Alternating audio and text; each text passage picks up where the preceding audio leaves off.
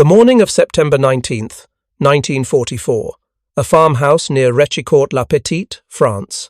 Sergeant James Stacy gripped the controls of his M18 Hellcat, feeling the engine purr beneath him like a caged animal waiting to be unleashed. Through the thick grey fog that blanketed the Lorraine countryside, he could barely see 20 yards ahead, but he could hear something.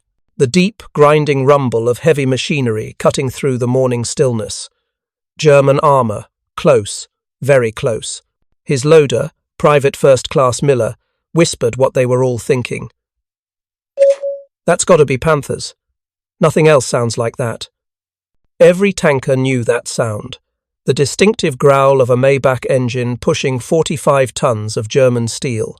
The most feared tank on the Western Front.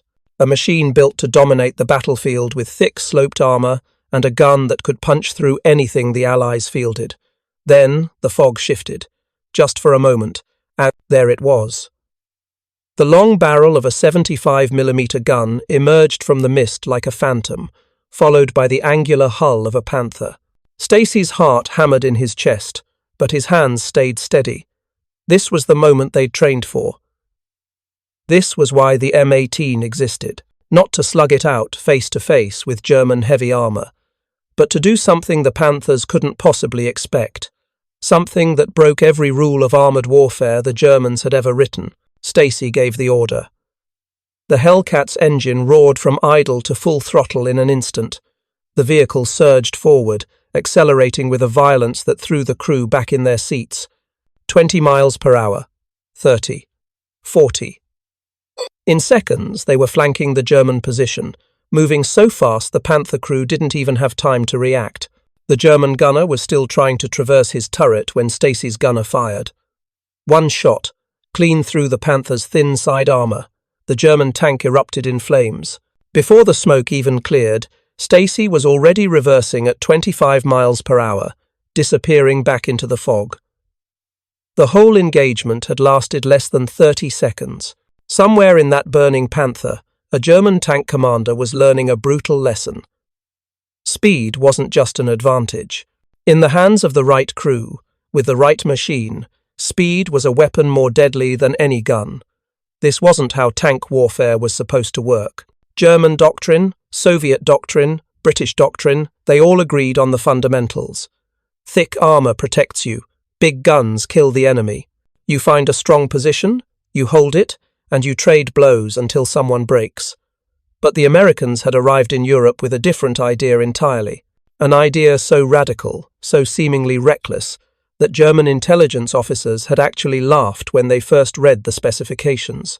If you're enjoying this deep dive into the story, hit the subscribe button and let us know in the comments from where in the world you are watching from today. The M18 Hellcat was born from a simple question that sounded like madness to every traditional armour officer. What if we stopped trying to build better tanks and instead built something that could simply refuse to be where the enemy was shooting? What if survival didn't come from thicker steel, but from never getting hit in the first place? The man who asked this question was Lieutenant Colonel Andrew Davis Bruce, and in 1941 he was looking at the German Blitzkrieg victories and seeing something everyone else had missed. While Allied commanders obsessed over the Panther's thick frontal armour and the Tiger's intimidating 88mm gun, Bruce focused on something else entirely. The German doctrine required their armour to advance, hold ground, and anchor breakthrough operations, which meant German tanks had to be where the fighting was. They had to stand and deliver. Bruce realised that if you built a Darlight vehicle that never had to stand still, you could turn that doctrine into a fatal weakness. So, he gave the engineers at Buick a challenge that sounded impossible. Take the same Continental R975 radial engine that powered the 30-ton Sherman tank, put it in a chassis that weighed barely 18 tons, give it enough firepower to kill a Panther from the flank, and make it fast enough that German gunners would never get a clean shot. The result was something the world had never seen before. A tracked vehicle that could hit 55 miles per hour on a road. A tank destroyer that could accelerate from standstill to 30 miles per hour faster than a Panther could rotate its turret. The Germans built their Panthers to weigh 45 tons, with armor thick enough to shrug off frontal hits from most Allied guns. Their designers obsessed over every millimeter of steel plate, 80 millimeters on the frontal glacis, angled at 55 degrees, 100 millimeters on the turret, front, side armor 40 millimeters thick. It was a mobile fortress, designed by engineers who believed that survivability came from being able to take a hit and keep fighting. The Panther embodied a philosophy as old as armored warfare itself. Be strong enough to absorb punishment, hit hard enough to destroy anything that threatens you. Hold your ground and win through superior firepower and protection. The M18 Hellcat designers looked at that same problem and reached the opposite conclusion. Their armor was barely half an inch thick in most places. A good rifle-caliber machine gun could punch through it at close range. The turret was open-topped, leaving the crew exposed to artillery fragments and hand grenades. By every traditional measure, the Hellcat was a death trap. German intelligence analysts who examined captured Hellcats couldn't believe the Americans were serious. 40 millimeters of armor against Panthers and Tigers? It was suicide. But here's what those analysts missed. The Hellcat wasn't designed to absorb hits. It was designed to never be there when the shells arrived. Every ton of armor the Germans added to make their Panthers survive longer made them slower, less maneuverable, harder to maintain. The M18's designers threw away protection and bet everything on a different kind of survival. Be faster than the enemy can react, hit from angles they can't defend, disappear before they can coordinate a response. This created two fundamentally different machines. The Panther's massive Maybach engine produced 690 horsepower, but had to push 45 tons of steel. The Hellcat's Continental engine produced 450 horsepower, but only had to move 18 tons. The power-to-weight ratio was revolutionary, 25 horsepower per ton, compared to the Panther's 15.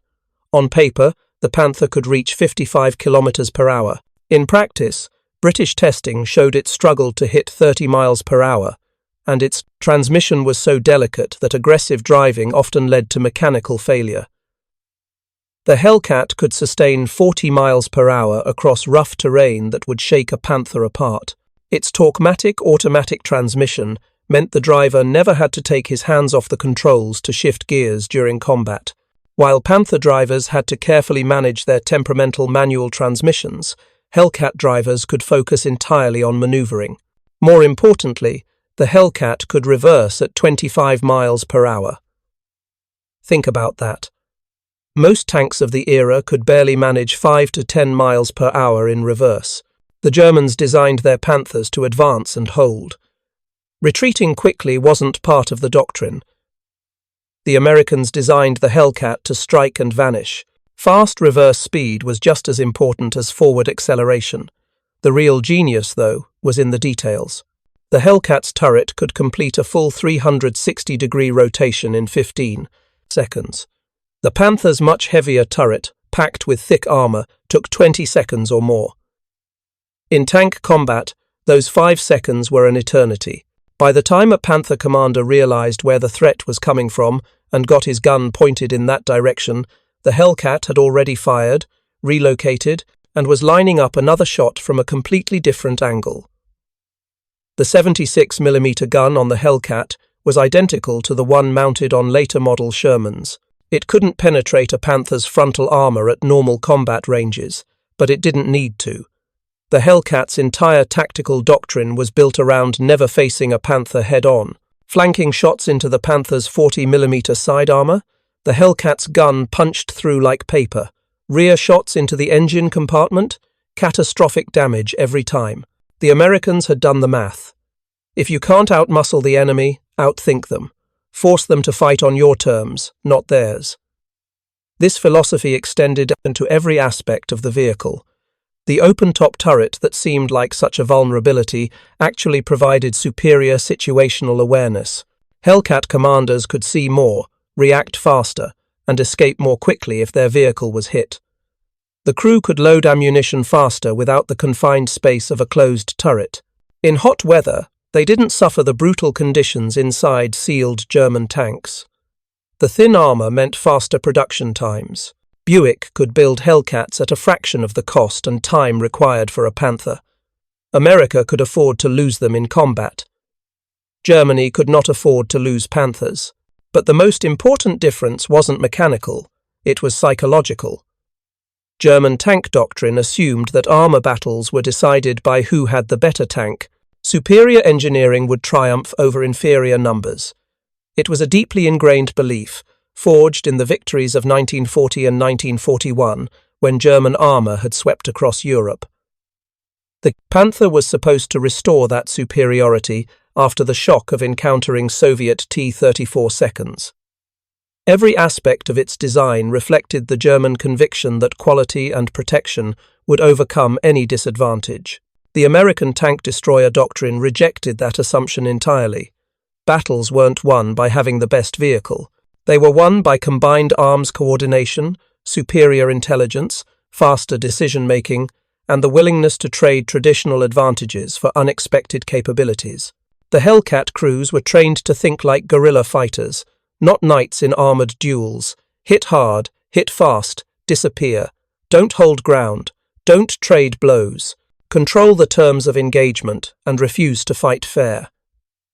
This meant the Hellcat worked best when it operated as part of a team. American doctrine called for tank destroyer battalions to remain concentrated, ready to rapidly deploy against enemy armor breakthroughs. In practice, Hellcats were often distributed among infantry and divisions, providing mobile fire support. But when they were used as intended, multiple platoons coordinating to ambush and overwhelm German armor formations, the results were devastating. The Germans would find themselves facing threats from multiple directions simultaneously, unable to concentrate their fire, unable to leverage their superior armor and firepower. What made the Hellcat particularly effective was American radio communication. Every Hellcat had a radio. Platoons could coordinate in real time, calling out targets, sharing intelligence, setting up crossfires. German Panthers, by contrast, often had only one radio per platoon. Individual tanks communicated with flags and hand signals. In the fog of battle, this meant German tankers fought as individuals, while American crews fought as an interconnected network. When four Hellcats coordinated an ambush, they weren't four separate vehicles. They were a single deadly organism with multiple sets of eyes and guns. The irony was that German military theorists had pioneered the concept of combined arms maneuver warfare. The Blitzkrieg victories relied on coordination between tanks, infantry, artillery, and air power. But by 1944, German armor doctrine had become rigid and predictable. Panthers were deployed to hold key terrain, anchor defensive lines, spearhead counterattacks. The Americans could read German intentions because German doctrine was so consistent. Where Panthers appeared, their mission was obvious. Hellcats, on the other hand, were unpredictable. They might provide infantry support one day, screen and advance the next, set up defensive ambushes the third day, or race 50 miles to reinforce a threatened sector. Their speed and flexibility made them far more difficult to counter. German commanders never knew where Hellcats would appear or how they would be used. This uncertainty was itself a weapon. It forced the Germans to be cautious, to move more slowly, to hold back reserves. They couldn't afford to commit. So, when Sergeant Stacy's Hellcat emerged from that fog near Arracourt on September 19, 1944, it wasn't just one fast tank surprising a slower one. It was the collision of two completely different philosophies about how wars are won.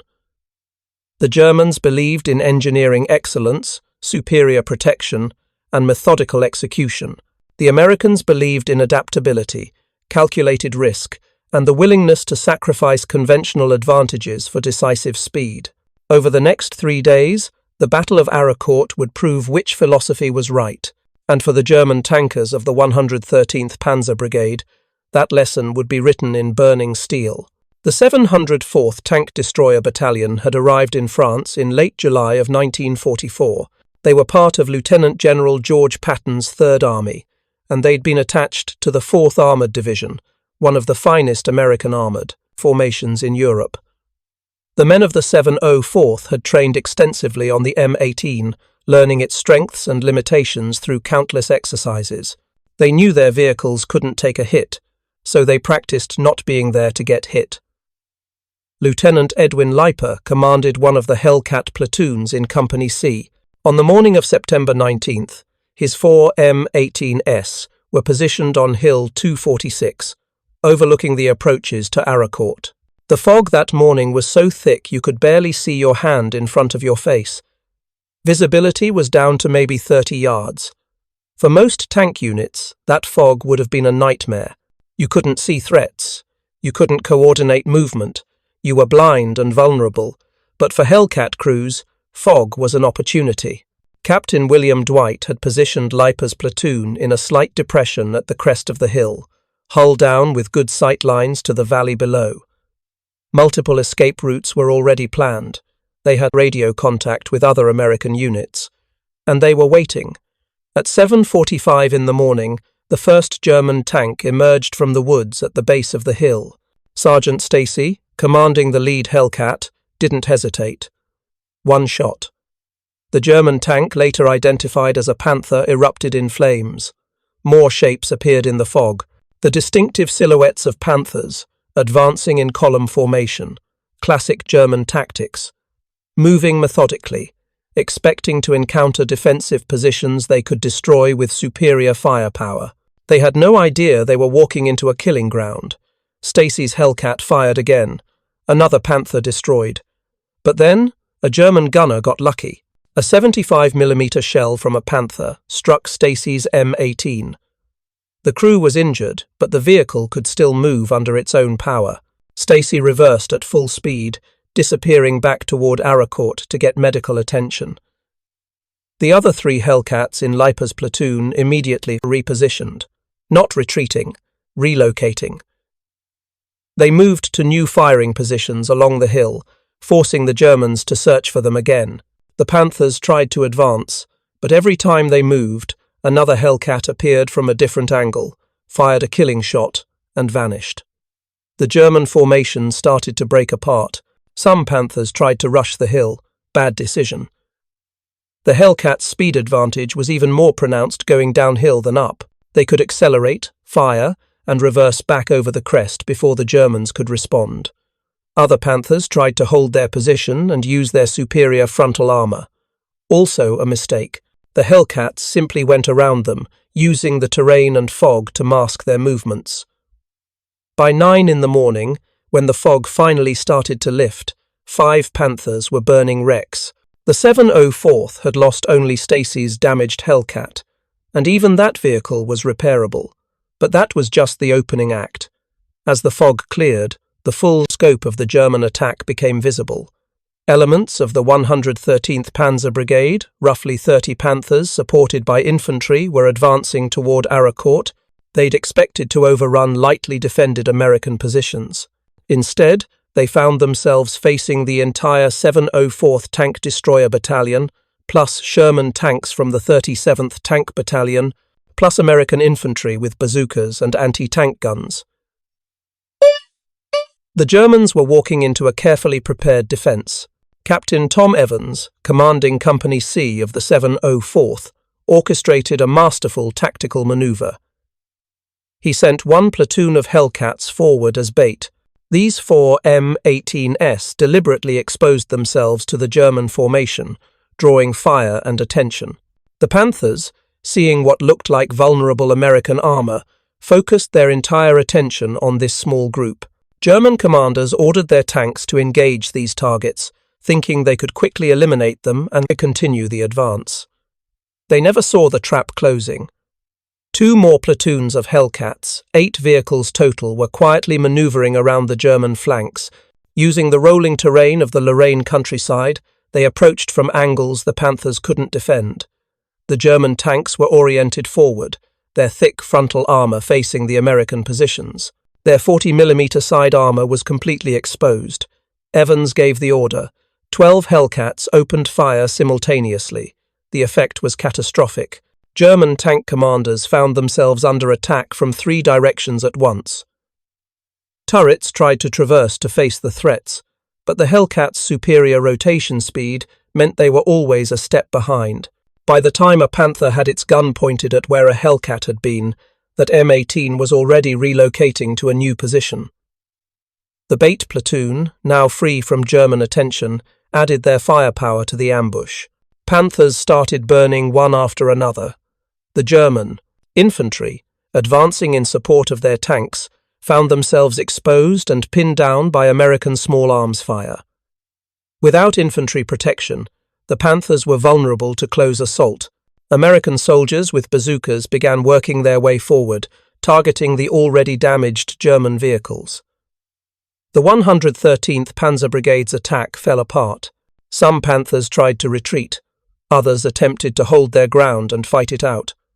Both choices proved fatal against an enemy that refused to stand still long enough to be targeted effectively. Sergeant Henry Hartmann, commanding a single M18, personally destroyed 6 German tanks that day. Most of them were Panthers, the supposedly invincible German medium tanks that had terrorized Allied forces since their introduction. Hartmann's tactics were textbook Hellcat doctrine: identify target, maneuver to the flank using speed and terrain, fire 2 or 3 shots maximum, relocate immediately before return fire arrives. Repeat. He never stayed in one position long enough for the Germans to coordinate a response. By noon on September 19th, the German attack had been completely shattered. The 704th Tank Destroyer Battalion had engaged and destroyed 15 Panthers in the morning fog alone. Over the next 3 days, as the Battle of Arracourt continued, the Americans would claim a total of 39 German tanks, destroyed mostly Panthers, while losing only 4 M18s destroyed and 3 damaged. The kill-to-loss ratio was nearly 10-1. These numbers weren't propaganda. They were verified by after-action reports, physical counts of destroyed vehicles, and even German records. The tactical lesson was clear. Speed and coordination could overcome armor and firepower, but the psychological damage to the Germans was even more profound than the material losses. The crews of the 113th Panzer Brigade were not inexperienced recruits. Many had fought on the Eastern Front. They'd faced Soviet T-34 seconds, which were excellent tanks in their own right. They'd learned to trust in their Panthers' superiority. The thick frontal armor could shrug off most Soviet guns. The long 75mm cannon could destroy T-34 seconds at ranges where the Soviet tanks couldn't effectively return fire. But the Hellcat didn't fight like a T-34. Soviet doctrine emphasized mass attacks, overwhelming numbers, accepting heavy casualties to achieve objectives. The Soviets built thousands of T-34 seconds and accepted that many would be destroyed. German tankers had grown accustomed to this pattern. They knew Soviet tanks would attack frontally. They knew they could usually achieve favorable kill ratios. The material losses were sustainable because German armor quality compensated for Soviet numbers. The Americans fought differently. They didn't accept casualties as inevitable. They used intelligence, coordination, and speed to minimize their own losses while maximizing enemy damage. A Hellcat crew would never charge a Panther head-on. That would be suicide and tactically pointless. Instead, they would use terrain, use fog, use their speed advantage to create situations where the Panther's strengths were irrelevant. Front armor doesn't matter if you're shooting at the side. Gun range doesn't matter if you're gone before they can aim. This created a profound sense of helplessness among German tankers. They were sitting in some of the most advanced tanks in the world, yet they couldn't bring their advantages to bear. It's one thing to be outgunned or outnumbered. Soldiers can accept that and still fight effectively. It's another thing entirely to feel like your enemy is playing by different rules you don't understand and can't counter. The Hellcats created that feeling. German tank commanders started reporting that American light tanks they often misidentified M18s could appear and disappear like ghosts. After Arracourt, German armor doctrine began to change. General Hasso von Manteuffel, commanding the 5th Panzer Army, issued new orders to his tank units. These orders were a stunning admission of defeat. They read, Enemy tank destroyers of exceptional speed operating in this sector. Do not pursue. Do not engage in mobile battle. Read those words again. The commander of a Panzer army was telling his tank crews not to fight. He was instructing the masters of mobile armored warfare to avoid mobile engagements. The psychological impact cannot be overstated. For 5 years, German Panzer divisions had been the spearhead of German military power. From Poland to France to the Soviet Union, German armor doctrine had been about aggressive maneuver, about seizing the initiative, about using speed and shock to break through enemy lines. Now, facing an enemy that was faster, more flexible, and more willing to take risks, German commanders were ordering their troops to hunker down and defend. The Hellcat had broken something fundamental, not just German tanks, but German confidence. The Battle of the Bulge in December of 1944 provided another opportunity for Hellcats to prove their worth. When German forces launched their massive surprise offensive through the Ardennes forest, American lines were shattered. Entire divisions were cut off. The situation was desperate, but M18 battalions, including the 705th Tank Destroyer Battalion, were among the first units to respond. Their speed allowed them to reach critical positions, hours or even days ahead of heavier American armor. Team Desaubry, a combined task force built around Hellcats, made a high-speed run to defend the town of Neuville, just north of Bastogne. They arrived literally minutes ahead of German spearheads. For the first time in the war, the M18's 55-mile-per-hour top speed wasn't used for flanking maneuvers or hit-and-run attacks. It was used simply to outrun the Germans to a critical objective. Once there, the Hellcats used their usual tactics: ambush, relocate, ambush again to slow the German advance. Every hour they bought allowed American forces to reorganize and establish defensive lines. The engagements during the Bulge were particularly brutal because they often took place in confined forest roads where the Hellcat's speed advantage was limited. But even there, American crews found ways to adapt. They used their superior reverse speed to back up narrow roads faster than Panthers could advance. They set up ambushes at crossroads and used their quick turret traverse to engage multiple targets in rapid succession. When German forces tried to bypass defended towns, Hellcats raced along parallel roads to set up blocking positions ahead of them. If you find this story engaging, please take a moment to subscribe and enable notifications. It helps us continue producing in-depth content like this. The statistics tell the story. By the end of the war in Europe, the M18 Hellcat had achieved a kill-to-loss ratio of approximately 2.4 to 1. For every Hellcat lost in combat, American crews destroyed nearly 2.5 enemy armored vehicles. This was the highest kill ratio of any American tank or tank destroyer in World War II. It's a remarkable achievement, especially considering the Hellcat's thin armor and the fact that it was often used in roles it wasn't designed for, like direct infantry support. But numbers alone don't capture the full impact. The M18 cost approximately $57,000 to produce. A Panther cost over 117,000 Reichsmarks, roughly equivalent to $70,000, and required 55,000 man-hours to build. America could replace Hellcat losses faster than Germany could count them. Buick produced 2,507 M18s between July 1943 and October 1944. German factories struggled to produce 6,000 Panthers during the entire war, and many of those broke way down due to mechanical issues before they ever saw combat. The industrial mathematics were devastating for Germany. Even if Panthers achieved better kill ratios in individual engagements, which they often did against Sherman tanks, they couldn't win a war of attrition against American production capacity. The Hellcat made this worse because it specifically targeted German heavy armor, the expensive, difficult-to-replace vehicles that Germany had invested so heavily in. Every Panther destroyed by a cheap, rapidly produced Hellcat was a strategic victory that extended far beyond the tactical battlefield. The doctrinal implications were equally important. German armor doctrine required tanks to hold ground, anchor defensive lines, and spearhead counterattacks. This meant German tanks had to be where the fighting was. They had to stay engaged. The Hellcat doctrine was the opposite. Strike when you have the advantage, disengage when you don't. Never commit to a fight you're not confident you can win.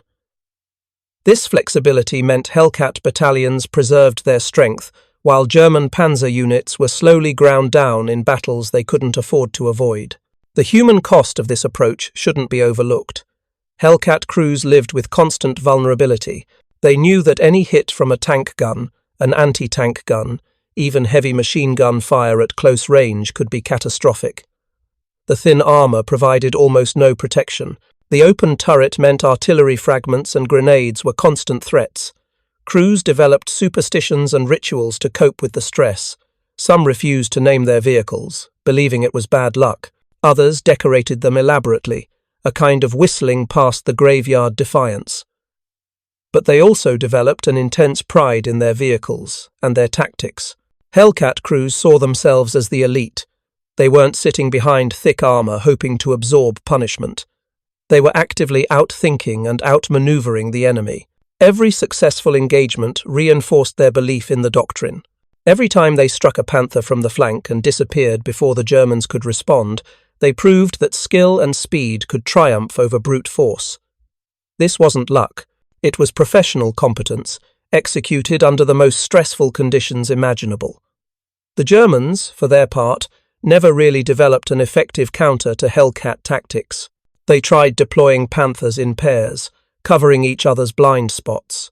This reduced their mobility and turned offensive weapons into static pillboxes. They tried using combined arms, with infantry screening for tanks, but American artillery and air power usually dispersed the infantry before they could be effective. They tried ambushing the Hellcats, but the Americans had better intelligence and rarely blundered into traps. The fundamental problem was that German doctrine was built around methodical, powerful advances that seized and held terrain. The Hellcat refused to hold terrain. It appeared, killed, and vanished. German tanks were optimized for frontal engagements at medium to long range.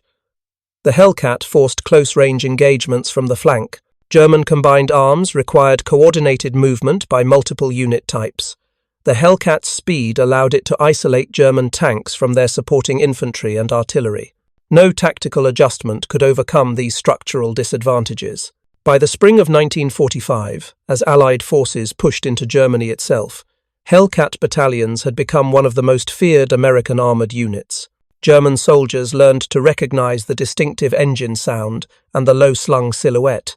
When Panthers and even Tiger tanks encountered Hellcats, German commanders often ordered withdrawals rather than risk engagement.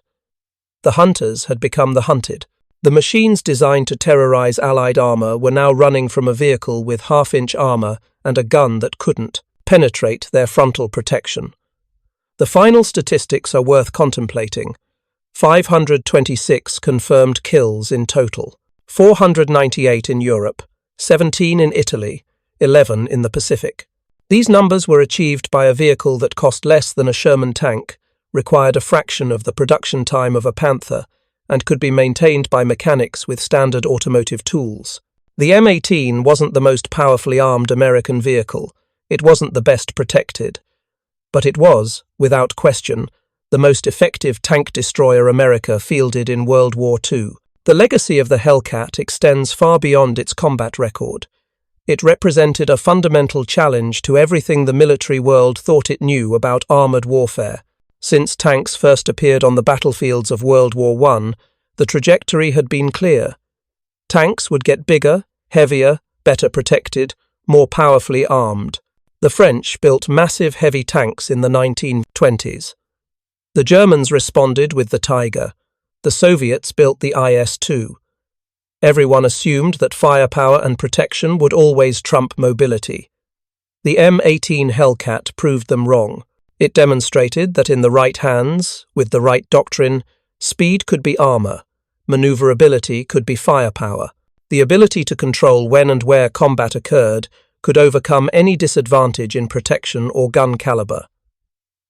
This wasn't a theoretical insight. It was proven in hundreds of engagements across Europe, where Hellcat crews consistently outfought opponents in objectively superior vehicles. Modern military doctrine still grapples with the lessons of the Hellcat. The current American emphasis on rapid deployment, on avoiding prolonged engagements, on using superior intelligence and coordination to achieve objectives with minimal casualties. All of this traces back to World War II tank destroyer doctrine. The M1 Abrams tank, despite weighing 70 tons, emphasizes speed and situational awareness alongside its impressive firepower and protection. Israeli armored tactics in multiple wars have focused on speed and flanking maneuvers rather than head-on assaults. The ghost of the Hellcat haunts modern armored warfare, but perhaps the most important legacy is psychological. The Hellcat taught a generation of American soldiers that they didn't need to outmuscle the enemy. They needed to outsmart them. That technological sophistication alone wouldn't win wars. That the side willing to take calculated risks, willing to fight unconventionally, are willing to adapt doctrine to match capabilities rather than trying to match enemy strengths, that side had advantages no amount of steel and firepower could overcome. These lessons resonated far beyond tank warfare. They influenced American military thinking for decades.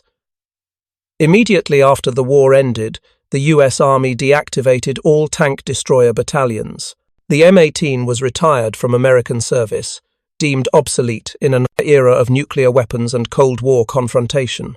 It seemed like an ignominious end for the vehicle with the best combat record of the war, but Hellcats continued serving with allied nations for decades. Yugoslavia operated M18s until the 1990s. Taiwan converted them into light tanks by mounting the turrets on different chassis, extending their service life into the 1980s. Greece used them well into the 1970s. These nations understood what the Hellcat really was. Not a temporary wartime expedient, but a vehicle that perfectly embodied the principle that cleverness and speed can overcome material disadvantages. For countries that couldn't afford to build massive armies of heavy tanks, the M18 offered an affordable way to field effective anti-armor capabilities. Its reliability, ease of maintenance, and effectiveness in the hands of well-trained crews made it valuable long after more advanced vehicles had been scrapped. The men who crewed Hellcats during World War II carried their experiences into civilian life. Many became leaders in business, education, and community service. They'd learned under fire that you don't need the biggest gun or the thickest armor to win. You need the clearest thinking, the fastest reaction, and the courage to commit to a plan even when it seems reckless. These weren't lessons learned from textbooks. They were lessons learned at 50 miles per hour, outrunning German shells, trusting your crew and your machine to do things that seemed impossible. Years after the war, veterans from both sides met at reunions in the places where they'd fought. At Arracourt, a restored M18 Hellcat was brought to one such gathering. When its engine roared to life, German veterans who'd fought there in 1944 stood silently, watching. One elderly German, who'd commanded a Panther during the battle, said simply, "We never had a chance. Not because German tanks were inferior, they weren't. Not because German crews lacked skill, they didn't. But because the Americans had written a different rulebook, and by the time German commanders understood what they were facing, the war was already lost." The Hellcat story is a reminder that wars are won by adaptation, not by adherence to doctrine. The Germans built magnificent machines based on theories of armoured warfare that had served them well in earlier campaigns. They assumed those theories would continue to work. They were wrong. The Americans, arriving late to the conflict, had the advantage of learning from everyone else's mistakes. They saw what worked and what didn't. They were willing to try approaches that seemed crazy to traditionalists. Some of those experiments failed, but the M18 Hellcat succeeded beyond anyone's expectations. In the end, the Hellcat teaches us that strength comes in many forms. Sometimes the strongest competitor isn't the one with the most armor or the biggest gun. Sometimes it's the one who refuses to fight on the enemy's terms, who uses speed and intelligence to turn every engagement into an ambush, who survives not by absorbing punishment, but by never being where the enemy expects. These lessons apply far beyond military history. In business, in technology, in life itself, the principle remains the same. You don't have to be the biggest or the strongest to win. You just have to be the smartest and the fastest. The legacy of those 18-ton ghosts racing through the French countryside lives on every time someone challenges conventional wisdom and proves that there's a better way. Every time speed defeats power. Every time adaptability overcomes tradition. Every time a small, clever solution defeats a big, obvious one. The Hellcat's kill-to-loss ratio wasn't just a statistic. It was proof that the human spirit, ingenuity, courage, the willingness to risk everything on a better idea can overcome any material disadvantage. So when you hear about the great tanks of World War II, the Tiger, the Panther, the T-34, the Sherman, remember the Hellcat, the vehicle that most people have never heard of, the one that German intelligence officers laughed at when they first learned its specifications, the one that proved speed and brains can beat armor and guns every single time, if the crew has the skill and courage to make it work. The M18 Hellcat wasn't just a successful weapon. It was a declaration that the rules of warfare had changed, and the side that adapted fastest would inherit the future. Thank you for watching. For more detailed historical breakdowns, check out the other videos on your screen now, and don't forget to subscribe.